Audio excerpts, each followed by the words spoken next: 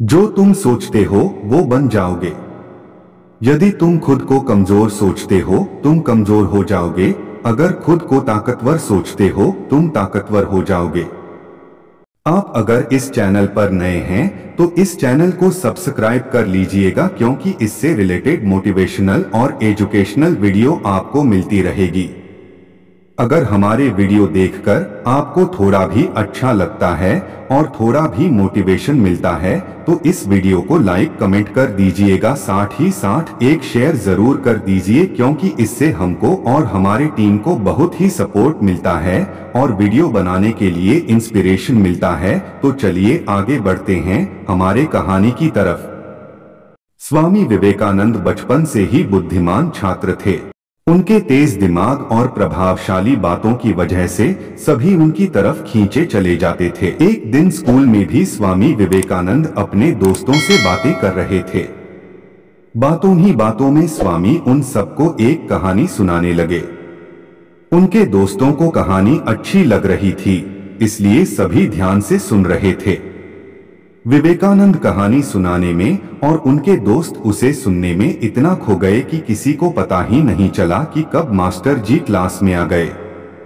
Master जी ने class में आते ही बच्चों को पढ़ाना शुरू कर दिया। आगे बैठे बच्चे उन्हें ध्यान से सुन रहे थे कि कुछ ही देर में मास्टर जी के कानों तक विवेकानंद की हल्की आवाज पहुंची। उन्होंने ऊंची आवाज में पूछा कि कक्षा में कौन बातें कर रहा है। वहां मौजूद अन्य छात्रों ने विवेकानंद और उनके दोस्तों की ओर इशारा कर दिया। यह जानकर टीचर को गुस्सा आया। उन्होंने उन सभी को अपने पास बुलाया और पूछा कि मैं अभी क्या पढ़ा रहा था। कुछ सेकंड तक किसी से कोई जवाब न मिलने पर उन्होंने हर बच्चे की तरफ देखते हुए सवाल पूछा। सबने अपनी नजरें झुका ली। तभी टीचर विवेकानंद के पास पहुंचे और कहा कि क्या तुम्हें पता है मैं क्या पढ़ा रहा था। उन्होंने मास्टर को सही जवाब दे दिया। तब टीचर को लगा कि इन सब बच्चों में से सिर्फ विवेकानंद ही ध्यान से पढ़ रहे थे, दूसरे बच्चे नहीं। यह सोचते ही मास्टर ने स्वामी के अलावा अन्य छात्रों को अपने अपने बेंच पर खड़े होने की सजा दे दी। सभी ने टीचर की बात मान ली और बेंच पर खड़े हो गए। कुछ ही देर में स्वामी विवेकानंद भी अपनी सीट में जाकर बेंच पर खड़े हो गए।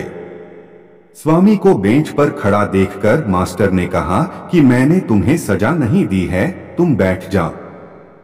नजर झुकाते हुए विवेकानंद ने कहा, सर मैंने ही इन सभी छात्रों को बातों में लगा रखा था, गलती मेरी ही है। सजा न मिलने पर भी स्वामी विवेकानंद द्वारा सच बोलने पर सभी छात्र काफी प्रभावित हुए। कहानी से सीख, जीवन में हमेशा सच बोलना चाहिए।